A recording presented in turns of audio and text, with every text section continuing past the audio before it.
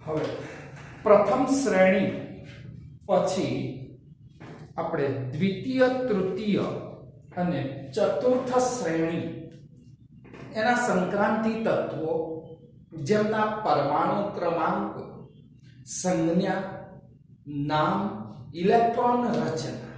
તો ડી વિભાગની ચારે ચાર શ્રેણીઓની તમને નામ, ક્રમાંક, ઇલેક્ટ્રોન રચના મોઢે આવડવા જોઈએ.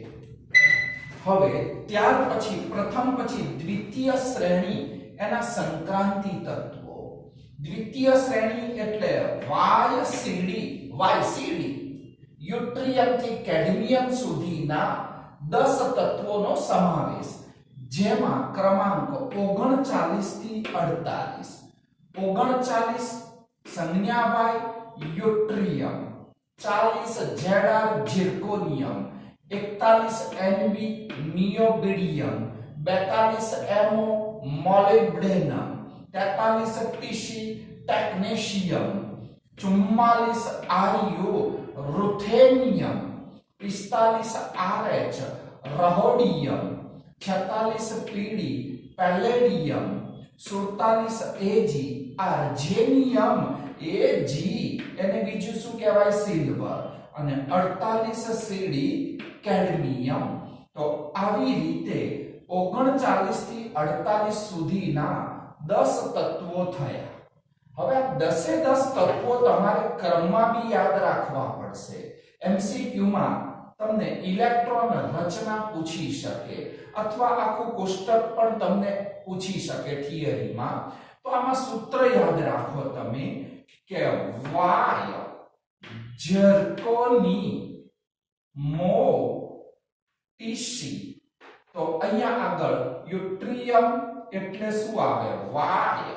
ત્યાર પછી Zr એટલે ઝિર્કોનિયમ, તો Y ઝિર્કો, નિયોબિડિયમ એટલે ની, મોલિબ્ડેનમ એટલે મો, અને ટીસી એટલે ટેક્નેશિયમ. તો અહીંયા સુધીનું આ સૂત્ર થયું કે Y ઝિર્કોની મોટીસી, Y ઝિર્કોની મોટીસી. તો Y ઝિર્કોની મોટી સી. ત્યાર પછી અહીંયા આગળ Ru અને RH એટલે રૂર, તો રૂર. PD એટલે પડી, તો રૂર પડી, AG. અને વધારાનું સેટિંગ છે ની, અને ત્યાર પછી CD. તો અહીંયા આગળ રૂર પડી, AG ની CD. તો આવી રીતે આ એક સૂત્ર તમે યાદ રાખશો તો આના ઉપરથી ક્રમ યાદ રહે કે Y ઝર્કોની મોટી સી, Y ઝર્કોની મોટી સી. રૂલ જેમ કે દૂર, AG હોય આપડા AG એમની CD હોય, તો AG એમની CD ક્યાં પડી? દૂર પડી, પણ દૂરના બદલે આપણે શું લઈએ? રૂર. રૂર પડી AG ની CD. તો આ સૂત્ર યાદ રાખો કે Y ઝર્કોની મોટી સી, રૂર પડી AG ની CD. તો અહીંયા આગળ યુટ્રિયમ, Y ઝર્કો, ઝિર્કોનિયમ, ત્યાર પછી મોટી આપણે મોલિબ્ડેનમ, ટીસી એટલે ટેક્નેશિયમ, Y ઝર્કોની, અહીંયા આગળ ની એટલે નિયોબિડિયમ. તો યુટ્રિયમ, ઝિર્કોનિયમ, નિયોબિડિયમ, મોલિબ્ડેનમ, ટીસી ટેક્નેશિયમ, રૂથેનિયમ, ત્યાર પછી તો અહીંયા રહોડિયમ, PD તો પડી એટલે PD palladium, AG આર્જેનિયમ, CD cadmium.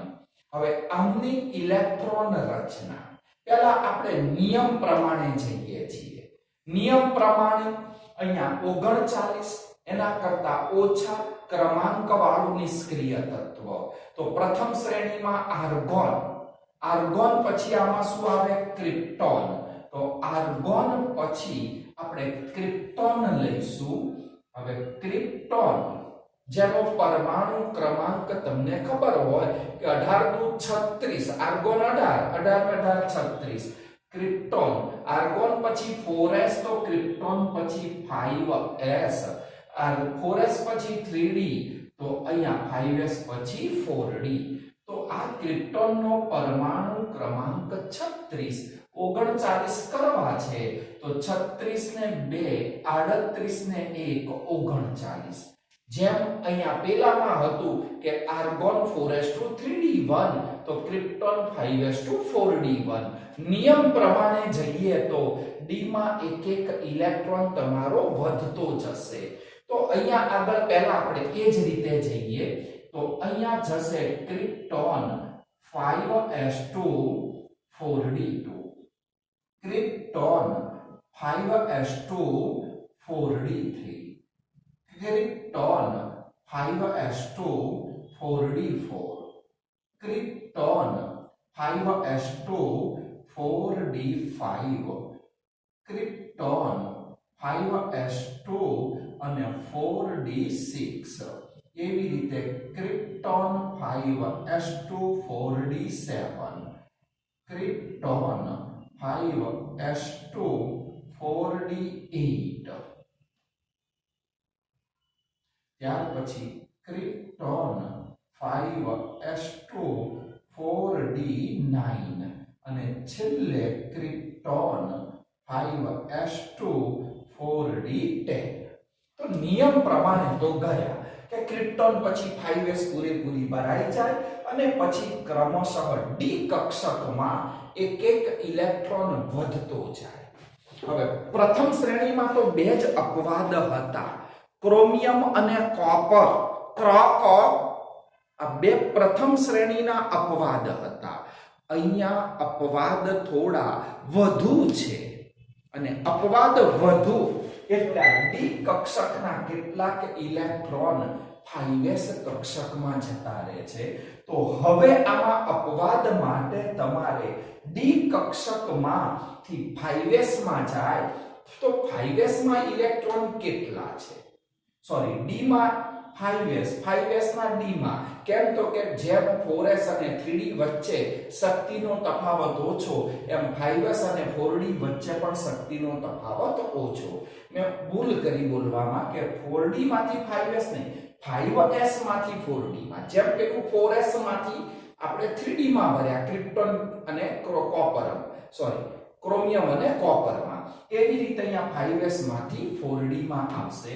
તો આપણે 5s કક્ષકો માટે અહીંયા ઇલેક્ટ્રોન કેટલા છે એનો થોડો ક્રમ ધ્યાનમાં રાખવાનો છે. તો પહેલા બે તત્વોમાં 5s કક્ષક જે છે 5s, તો પહેલા બે જ તત્વોમાં 5s કક્ષકમાં બે બે ઇલેક્ટ્રોન છે. પછી બાકીમાં બધા જ વચ્ચેના જે તત્વો છે એમાં 5s કક્ષકમાં એક એક ઇલેક્ટ્રોન તમારે આવે છે.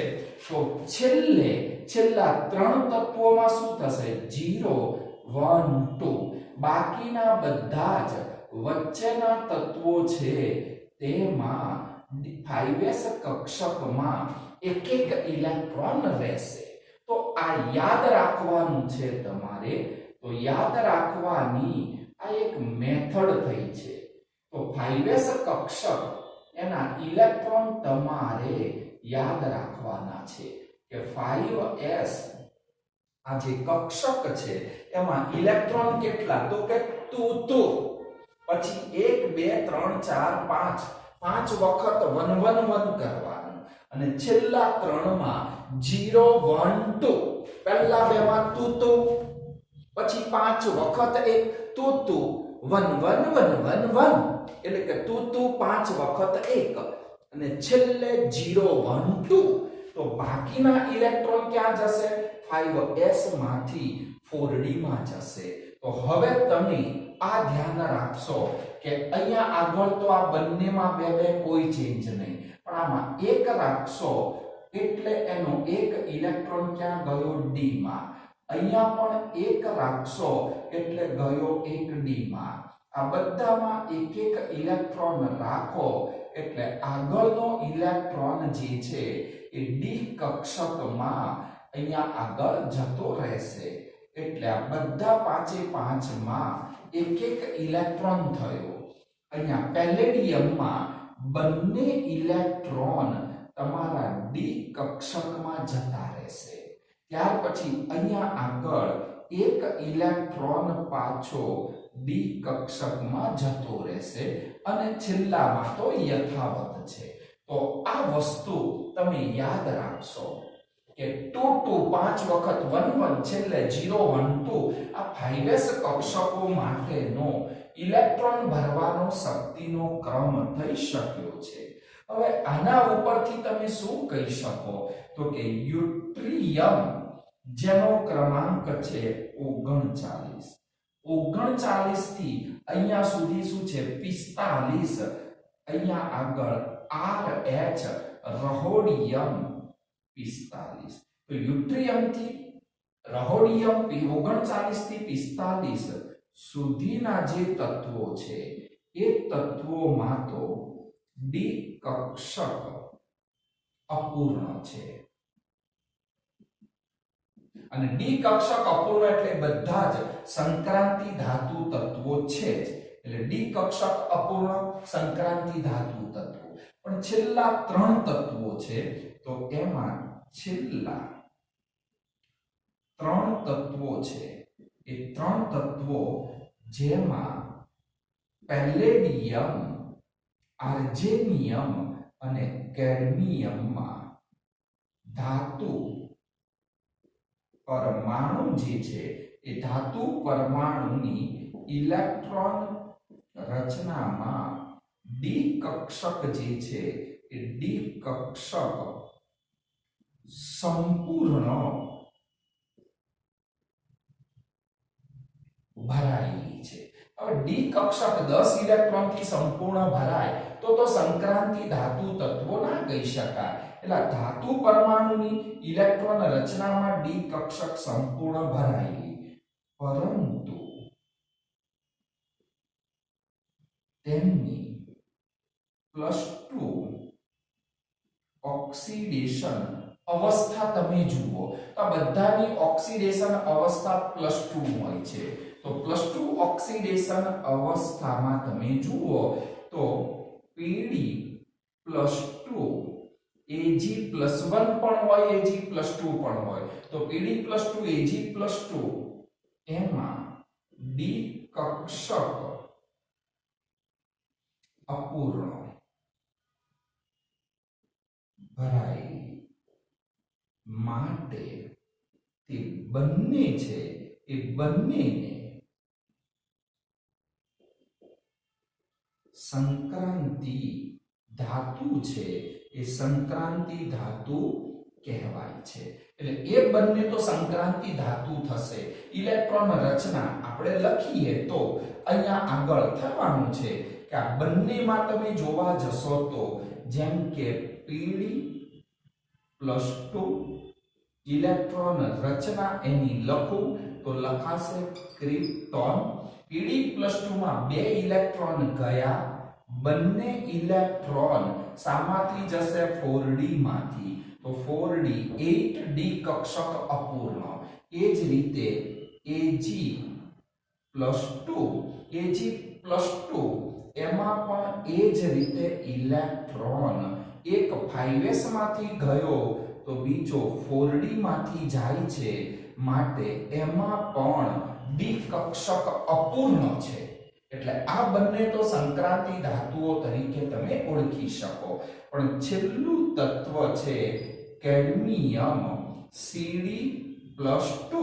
આ Cd+2 જે છે જેમાં ડી કક્ષક ધાતુ પરમાણુ હોય કે પછી એમાં ઓક્સિડેશન અવસ્થા +2 હોય તો કેડમિયમ છે Cd+2. કેડમિયમ Cd+2 જેની ઇલેક્ટ્રોન રચના તમે લખો તો ક્રિપ્ટોન.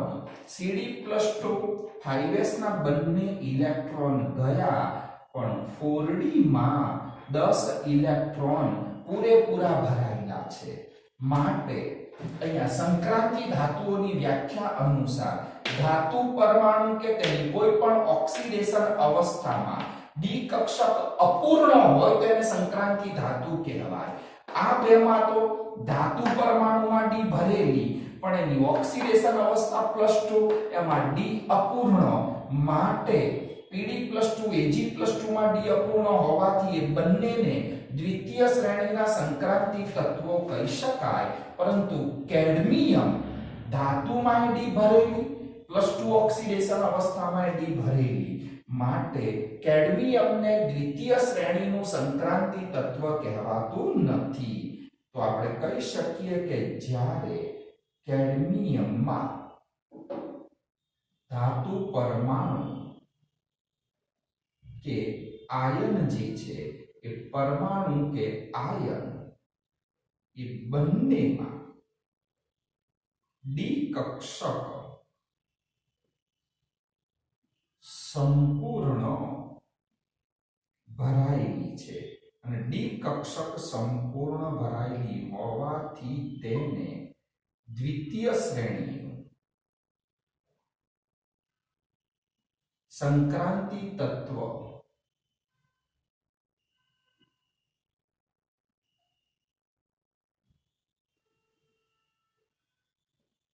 કહેવાય નહીં.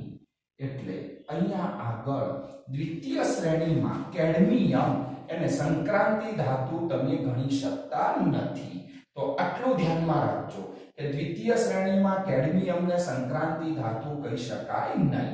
બાકીના અહીંયા આગળ 9 સુધીના તત્વો તો થયા, એટલે યુટ્રિયમ થી રહોડિયમ સુધી તો ડી કક્ષક અપૂર્ણ, છેલ્લા ત્રણમાં ડી કક્ષક સંપૂર્ણપણે ભરેલી છે અને ડી કક્ષક સંપૂર્ણપણે ભરેલી માટે આમ તો છેલ્લી ત્રણ ધાતુઓ સંક્રાંતિ તત્વ ના કહેવાય. આવા કારણો પણ પૂછી શકે, એટલે ક્લિયર રાખજો. પરંતુ વ્યાખ્યા શું છે તો તમારે વ્યાખ્યા લખવાની કે સંક્રાંતિ ધાતુ એટલે જેમાં ધાતુ પરમાણુ કે તેની કોઈ પણ એક ઓક્સિડેશન અવસ્થા, એમાં ડી કક્ષક અપૂર્ણ સંક્રાંતિ ધાતુ તમે કહી શકો. અને એટલા માટે આ બંનેને કહેવાય, પણ કેડમિયમને દ્વિતીય શ્રેણીની સંક્રાંતિ ધાતુ કહી શકાતી નથી. તો આની સાથે દ્વિતીય શ્રેણી પૂરી. શ્રેણી ક્રમમાં યાદ રાખવા માટે આ સૂત્ર છે એ યાદ રાખશો કે y ઝરકોની મોટી સી ઋર પડી એ g ની સીડી.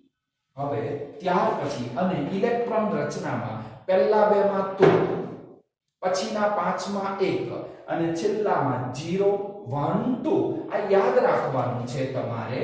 અને એટલા માટે આવી જ રીતે બુકમાં તો આડું કોષ્ટક આપ્યું છે, બુક પ્રમાણે ઇલેક્ટ્રોન રચના કરવાની નથી. એમાં તો કઈ કક્ષકમાં કેટલા છે એવી મજા ના આવે, એટલે હું આ કરાવું છું એ રીતે તમે યાદ રાખશો.